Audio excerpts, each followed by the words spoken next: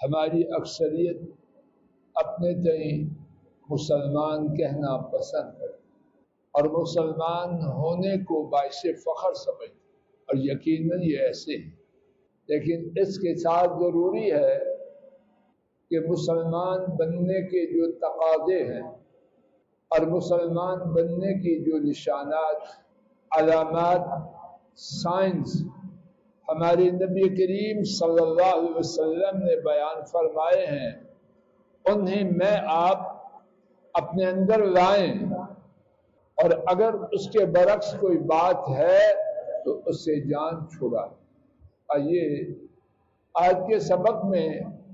مسلمانی کا ایک لازمی تقاضا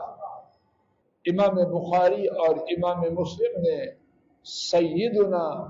عبداللہ بن عمرو رضی اللہ عنہما سے روایت کیا۔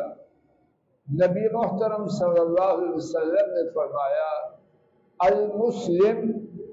من سلم المسلمون من لسانہ و یدہ، مسلمان وہ ہے جس کی زبان اور اس کے ہاتھ سے دیگر مسلمان محفوظ رہے۔ اگر میں آپ اللہ نہ کرے اپنی زبان سے دوسروں کو تنگ کرتے ہیں، چغلی، غیبت، ٹھٹھا مذاق، جھوٹ ماننا، گالی دینا، تند و تشنیع کرنا، بری بری باتیں کہنا، اگر اللہ نہ کرے مجھ میں اور آپ میں ہیں، جہاں یہ باتیں ہوگی وہاں اسلام کہاں سے آئے، اور جہاں مسلمانی ہوگی ان باتوں کا نام و نشان مٹ جائے۔ دوسری بات، اس کے ہاتھ سے مسلمان محفوظ رہیں، ہاتھ کے اشارے سے، تحریر سے، ہاتھ کے استعمال سے کسی مسلمان کو اس سے اذیت نہ پہنچے۔ ہماری ایک تعداد باہر تو ماشاءاللہ بڑے اخلاق والے، لیکن گھر کے اندر یکدم اخلاق کو لاکب کر دیتے۔ اگر بیوی شرفاء کی بیٹی ہے جس کو زبان پر کنٹرول ہے، بس اس کا تماشا بنا دے۔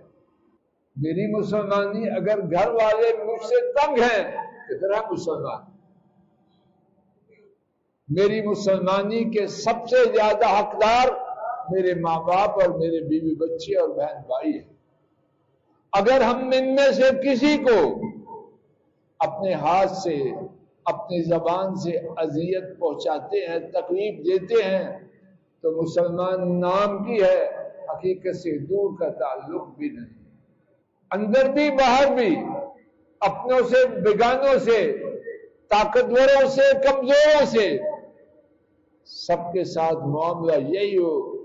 کہ میری جانب سے کسی کو میری زبان سے اور میرے ہاتھ سے نقصان نہیں پہنچنا۔ اللہ کرے یہ بات مجھ میں اور آپ میں آ جائے، اگر ہے اس کو موت تک ہمارے ساتھ باقی رکھے،